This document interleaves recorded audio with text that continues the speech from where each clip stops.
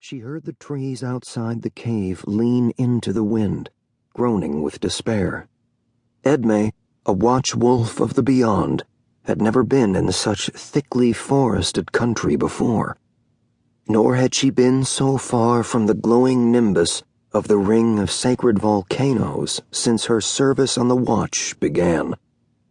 But these were peculiar times, and now she wondered if the despair she heard in the creaking trees was simply an invention of her mind. She mused on this notion while she waited for Faolan to return from scouting. She was supposed to have been sleeping until her turn came to go out and look for tracks.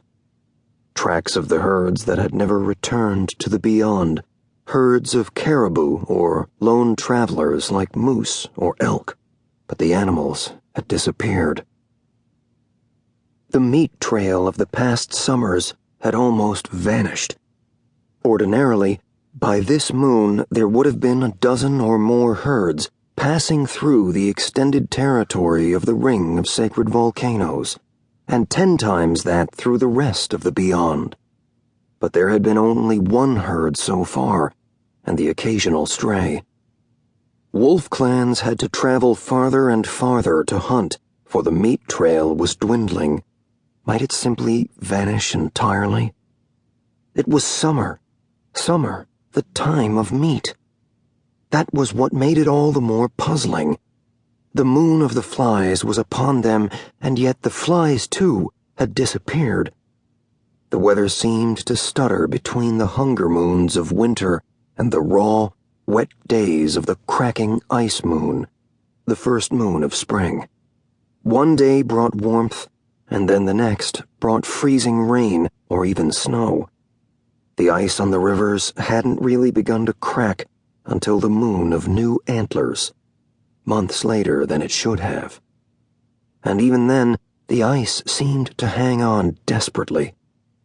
The moon of new antlers was supposed to bring the warm winds, but instead it brought ice storms, the last of which had backed into the moon of the flies. Behind it was a weather front that threatened a real blizzard, with clouds thickening and casting a glowering light over the beyond. The sun was becoming as elusive as the meat trail. Occasionally, the wolves had come across a lone caribou, but a single caribou, not even as large as a moose or an elk, could hardly provide enough meat to feed a pack, let alone a clan.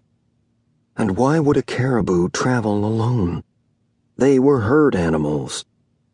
With the dwindling supply of meat came rumors as well of small violations of clan territorial boundaries. Perhaps most shocking of all, there were stories of clans not sharing information with one another, through scent posts or howling, about sightings of animals or herds on mutual borders. This was bad, and it had resulted, Edme realized, in the oddest change of all, a terrible silence in the beyond.